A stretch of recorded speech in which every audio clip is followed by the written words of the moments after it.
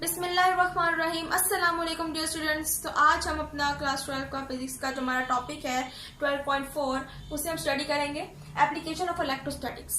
पिछले लेक्चर में हमने फर्स्ट पॉइंट को स्टडी किया था विच इज एक्सिरोग्राफी, ठीक है ना, जो कि फोटोकॉपी मशीन है। आज हम पढ़ेंगे इंकजेट प्रिंटर के बारे में, ठीक है। इंकजेट प्रिंटर होता क्या है? ये भी एक तरह का प्रिंटर है जिसके जरिए से हम इमेज को कॉपी करते हैं, ठीक है, मुख्तलिफ डॉक्यूमेंट की इमेजेस को कॉपी करते हैं, लेकिन ये कलरफुल होती है, ठीक है। अब इंकजेट प्रिंटर कैसे काम करता है? जब भी हम कंप्यूटर को इन्फॉर्मेशन देते हैं कि अब हमने कोई भी प्रिंट निकलवाना है, तो सबसे पहले इंकजेट प्रिंटर क्या करता है? इंक सप्लाई करता है। सबसे पहले इंक सप्लाई का प्रोसेस होता है, मीन्स के एक थिन स्ट्रीम ऑफ इंक जो है वो मूव करती है ऊपर, मीन्स के पंप करती है इंक को, ठीक है, और फिर ये पास होती है थ्रू अ नोजल। एक नोजल शेप जो है, एक नोजल ऑफ प्रिंट हेड जिसे हम नाम देते हैं नोजल ऑफ प्रिंट हेड। एक स्मॉल नोजल होता है जिसके जरिए से हम इन जो थिन स्ट्रीम जा रही होती है इंक की, उसे हम इससे पास करते हैं। जब ये इंक पंप होती है और नोजल की तरफ मूव करती है, फिर नोजल में इसकी शेप जो है वो चेंज हो जाती है और ये इनकी फॉर्म बनती थी एज अ ड्रॉपलेट। फिर ये जब बाहर निकलते हैं, इनकी जो थिन स्ट्रीम निकलती है वो in the form of droplet निकलती है, यानी कि अब ये इंक ड्रॉपलेट्स बन जाते हैं। अब जब ये आगे मूव करते हैं तो इनको गुजरना होता है टू इलेक्ट्रिकल इलेक्ट्रोड से, ठीक है ना। अब ये जो दो इलेक्ट्रिकल इलेक्ट्रोड्स होते हैं, इनमें से सबसे पहला जो होता है वो होता है चार्जिंग इलेक्ट्रोड। अब चार्जिंग इलेक्ट्रोड से ये सबसे पहले गुजरते हैं, ठीक है। फिर ये गुजरते हैं डिफ्लेक्शन प्लेट से। डिफ्लेक्शन प्लेट्स हमारे पास होती है जी प्लेट्स ऑफ कैपेसिटर, जो किसी भी चार्ज जो पार्टिकल की डायरेक्शन को डाइवर्ट कर देती, चेंज कर देती, ठीक है।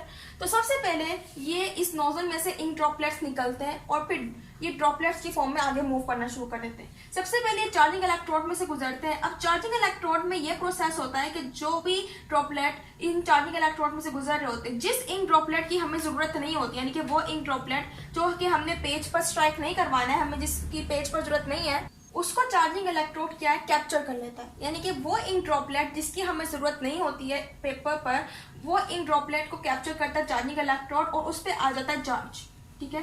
अब वो चार्ज ड्रॉपलेट बन जाता है और वो इंक ड्रॉपलेट जिसकी हमें जरूरत होती है, जिसे हमें पेपर पर स्ट्राइक करवाना होता है, उस पर कोई भी चार्ज नहीं आता, मीन्स के वो अनचार्ज इजिली जो है उसमें से गुजर जाते हैं। जब चार्जिंग इलेक्ट्रोड में सारा प्रोसेस हो जाता है, यानी कि जिन इंक ड्रॉपलेट की हमें जरूरत होती है वो अनचार्ज गुजर जाते हैं, मीन्स के ऊपर कोई चार्ज नहीं आता, और जिनकी जरूरत नहीं होती है, जिन ड्रॉपलेट की जरूरत नहीं होती है, उन पर चार्जिंग इलेक्ट्रोड कर देता है, चार्ज क्रिएट कर देता है, चार्ज प्रोड्यूस कर देता है। जब ये सारा प्रोसेस होते हैं, सारे इंक ड्रॉपलेट जो है ये चार्ज हो जाते हैं, या फिर जो जिनकी जरूरत होती है अनचार्ज हो जाते हैं, अब वो गुजरते हैं डिफ्लेक्शन प्लेट्स में से। अब जब इन्हें डिफ्लेक्शन प्लेट में से गुजरना होता है तो हम इधर से कंप्यूटर को इन्फॉर्मेशन देते हैं और फिर कंप्यूटर इन्फॉर्मेशन के जरिए हम क्या करते हैं कि जो चार्जिंग इलेक्ट्रोड है उसको टर्न ऑफ कर देते हैं, मीन्स कि अब ये बंद हो जाता है।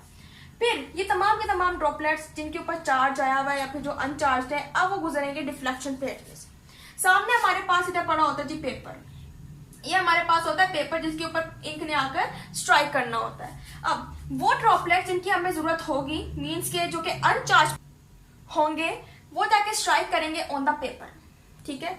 यानी कि जो हमारे पास अनचार्ज पार्टिकल्स हैं जिनकी हमें बहुत ज्यादा जरूरत है पेपर पर, वो जाके स्ट्राइक करेंगे ऑन द पेपर। जबकि जो दूसरे चार्ज पार्टिकल्स होंगे जिनके ऊपर चार्ज आ चुका होगा इन द चार्जिंग इलेक्ट्रोड, वो जाके जमा होना शुरू हो जाएंगे इन द गटर, मीन्स कि हमें इनकी जरूरत नहीं है और ये जाकर पेपर पर स्ट्राइक नहीं कर पाते। यानी डिफ्लेक्शन प्लेट क्या करता है? इन चार्ज पार्टिकल्स की जो डायरेक्शन है उसको डाइवर्ट कर देता है और वो जाकर जमा होना शुरू होते हैं इन द गटर।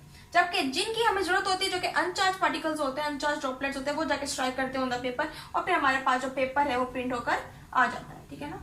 तो ये था हमारे पास इंकजेट प्रिंटर का प्रोसेस। अब हम स्टडी करेंगे नेक्स्ट टॉपिक को विच इज 12.5 इलेक्ट्रिक फ्लक्स, ठीक है।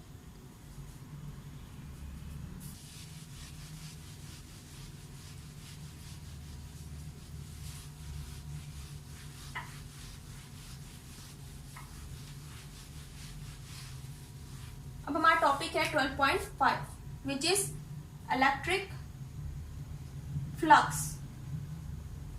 अब इलेक्ट्रिक फ्लक्स भी हमारे पास बड़ी इंटरेस्टिंग सी चीज है।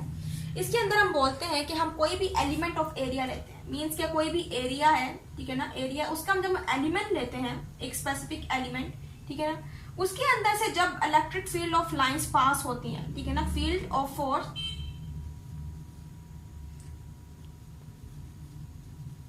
पास होती, जिसको हम लाइंस ऑफ फोर्स भी कहते हैं, ठीक है ना, जब वो पास होती फिर हम कहते हैं कि ये इस एरिया का फ्लक्स है, ठीक है। मीन्स के जब भी हमने किसी एरिया के एलिमेंट को इलेक्ट्रिक फील्ड के अंदर रख दिया है जहां पर इलेक्ट्रिक फील्ड इंटेंसिटी मौजूद है, जब भी पास होती हैं इस एलिमेंट में से इलेक्ट्रिक फील्ड लाइंस, तो हम कहते हैं कि वो उसका फ्लक्स है। ठीक है, फ्लक्स को हम यूं डिफाइन कर सकते हैं कि द नंबर ऑफ लाइंस, यानी कि वो लाइंस ऑफ फोर्स जो कि पास हो रही हैं through a element of area, यानी कि एक एरिया में से क्या हो रही है, पास हो रही है। ठीक है ना, तो वो हमारे पास क्या आता है, फ्लक्स, कि वो उस एरिया का फ्लक्स है। ठीक है ना, इलेक्ट्रिक फ्लक्स। अब फ्लक्स जो है हम इसको डिनोट करते हैं इस ग्रीक लेटर से। ठीक है, इससे हम नाम देते हैं फ्लक्स का। ठीक है, फॉर एग्जाम्पल हम बात कर लेते हैं कि हमारे पास कोई भी एलिमेंट है, एरिया का एलिमेंट हम ले लेते हैं जी ए, हमारे पास इधर एलिमेंट पड़ा है। ठीक है, और इधर हमारे पास जी एलिमेंट है बी। ठीक है, एरिया का एलिमेंट हमने बी लिया हुआ है। अब ये पड़े हुए जी इलेक्ट्रिक फील्ड के अंदर। अब इसके अंदर से पास होंगी electric field lines which his lines of force. ठीक है, अब हम कहते हैं कि अब जितनी भी लाइंस इसमें से गुजरी हैं, ठीक है ना, जितनी भी लाइंस इसमें से गुजरी हैं लाइंस ऑफ फोर्स, हम कहते हैं कि through a area flux, means के ए एलिमेंट में से जो फ्लक्स गुजरा है वो है 4। ठीक है, जबकि बी में जो गुजरी है जो फ्लक्स है वो है 2, यानी कि हम कह सकते हैं फ्लक्स इन एलिमेंट बी वो है 2, जबकि फ्लक्स इन ए इज 4, यानी कि ए एलिमेंट में से 4 इलेक्ट्रिक फील्ड लाइंस गुजरी है तो हम कह रहे हैं कि ए का फ्लक्स 4 है, और बी में से 2 इलेक्ट्रिक फील्ड लाइंस गुजरी है तो हम उसे कह रहे हैं कि बी का फ्लक्स क्या है, 2 है। ठीक है, इस तरह अगर हम इसको मजीद अगर स्टडी करते हैं फ्लक्स को, तो हम इसको मुख्तलिफ तरह से ड्रॉ करके देखते हैं। ठीक है, एरिया में से तो ये हमारे पास पड़ा है जी ए एलिमेंट। ठीक है, अब हमने इसको रखा है जी perpendicular to the electric field lines, यानी कि जो भी लाइंस गुजर रही है इसके अंदर से, जो गुजरेंगी लाइंस, उसको हमने रखा है इसके परपेंडिकुलर। ये हमारे पास होता है परपेंडिकुलर, मींस कि अगर कोई चीज यहाँ पड़ी हम उसके ऊपर कोई चीज ड्रॉ कर लेते हैं वो हमारे पास हो जाता है परपेंडिकुलर। तो इधर भी हमने इलेक्ट्रिक फील्ड लाइन जिस डायरेक्शन में लाइंस ऑफ फोर्स एक्ट कर रही है, ठीक है ना, इलेक्ट्रिक फील्ड की डायरेक्शन में, ये हमारे पास इंटेंसिटी का साइन है, यानी कि पॉइंट हमारे पास जहाँ पर इंटेंसिटी जो है एक्ट कर रही है। उसी पॉइंट को देखते हुए हमने क्या किया, उसके परपेंडिकुलर एक्ट ड्रॉ कर दिया है एक एलिमेंट को। ठीक है, अब जब हम इसको स्टडी करते हैं कि हमारे पास एक कोई एलिमेंट है और उसमें से लाइंस ऑफ फोर्स गुजर रही हैं,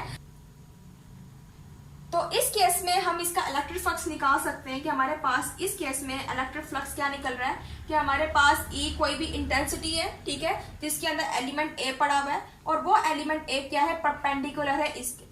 तो ये हमारे पास जो है ये फर्स्ट केस है, मींस के हमारे पास ए जो है वो परपेंडिकुलर इंटेंसिटी ई के, और इसमें से जितनी भी लाइंस ऑफ फोर्स निकल रही है तो उसका हमारे पास जो रिजल्ट आता है वो होता है मैक्सिमम, यानी कि जब हमारे पास एलिमेंट ए कोई भी एलिमेंट है वो लाइंस ऑफ फोर्स के परपेंडिकुलर पड़ा होगा तो उसमें से मैक्सिमम लाइंस ऑफ फोर्स जो है वो पास करेंगे। ये था हमारे पास फर्स्ट केस। ठीक है, अब हम जब दूसरे केस को स्टडी करते हैं, मीन्स के हम क्या करते हैं कि हमारे पास जो एलिमेंट ए है हम उसको रख देते जी parallel to the electric field lines, means के एक्ट कर रही हैं पैरेलल, यूं होता है ना, मींस के हमने एक दूसरे के आमने सामने जो है उसको रख दिया। अब इसमें से जो एक्ट करेंगे मींस के गुजरेंगे लाइंस ऑफ फोर्स, और ये हमारे पास ई मींस के ये पॉइंट है इंटेंसिटी का जिसकी डायरेक्शन में लाइंस ऑफ फोर्स एक्ट कर रही है। अब इसके अंदर जब हम इस केस को देखते हैं तो इधर हमारे पास जो इलेक्ट्रिक फील्ड इंटेंसिटी निकलती है, ठीक है ना, इलेक्ट्रिक फ्लक्स जो निकलता है वो हमारे पास निकलता है ई ए पैरेलल।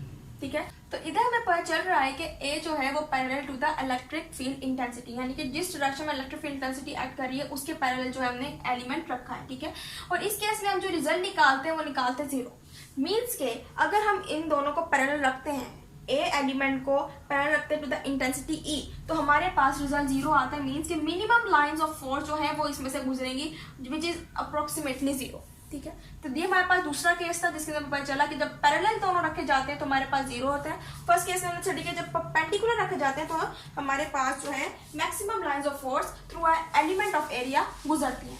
अब हम तीसरे केस की स्टडी करते हैं। ठीक है ना, सो थर्ड केस में हमारे पास जो एलिमेंट रखा जाता है वो ना ही परपेंडिकुलर होता है ना ही पैरेलल होता है, बल्कि हम एलिमेंट ए को इस केस में रखते हैं जी इंक्लाइंड। ठीक है ना, इंक्लाइन मीन टेढ़ा रखते हैं, ठीक है ना, इस डायरेक्शन में, जिसकी वजह से जो एक्ट कर रही होती है इलेक्ट्रिक फील्ड लाइंस, ठीक है ना, वो इसमें से पास होती है तो हमारे पास बनता है एक एंगल। ठीक है, अब इस केस में हमें जरूरत होती है एक प्रोजेक्शन की जिसके जरिए से हम क्या करें, पता लगा सके कि कितनी amount of lines of force जो है उसमें से गुजर रही है।